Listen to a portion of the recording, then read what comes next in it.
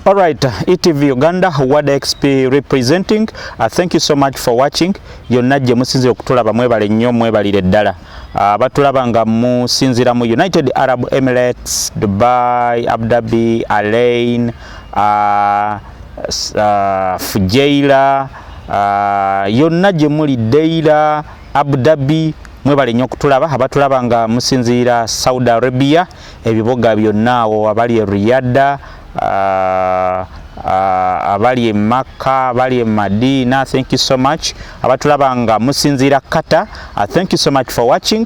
Abatulaba nga musinzira Jordan, Oman, Bahrain, Asian Gulf countries zonna awo mwebale nnyo. Abatulaba nga muli China, mwebale nnyo. Abe South Africa, Durban, Pretoria, Johannesburg n'ebibuga ebirala byonna mwebale nnyo, mwebalire ddala. Abatulaba nga musinzira mu Europe, thank you so much for watching. Scandinavian countries zonna. Abatulaba nga muli mu UK, abatulaba nga muli United States, Canada, mwebale nnyo, mwebalire ddala.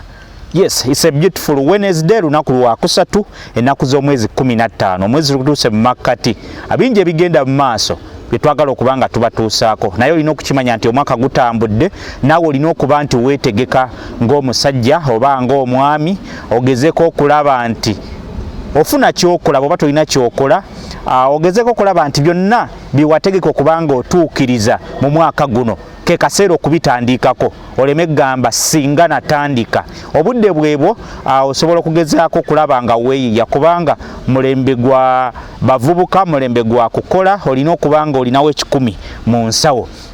Olunaku lw'eggulo internet ne mainstream media zeefuze amawulire g'omusiguze Hamuza Ssebunya. Hamuza Ssebunya tuzze tumogerako ebbanga ddene.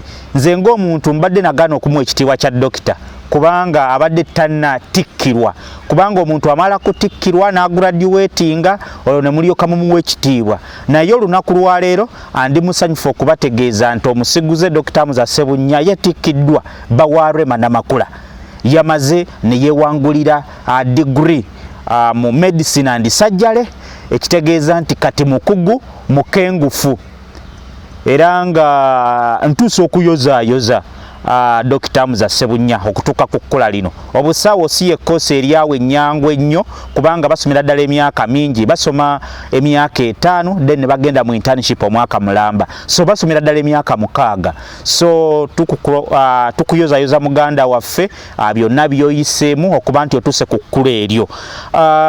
Bintu bingi ebyabaddewo, era Dr. Hamuza olwatuuse mu kidaala abantu ne bakuba enduulu, naye n'akyuka n'awubira ku bantu awo n'alyoka atuula. Era olwasomye erinnya lye Hamuza Ssebunya, enduulu n'ekubwa nnyingi nnyo, era ono tuyinza okugamba nti yabadde serebo ow'amaanyi mu graduation eya Makerere University ey'omulundi ogwa 39 eyabaddewo wali Kasozi e Makerere.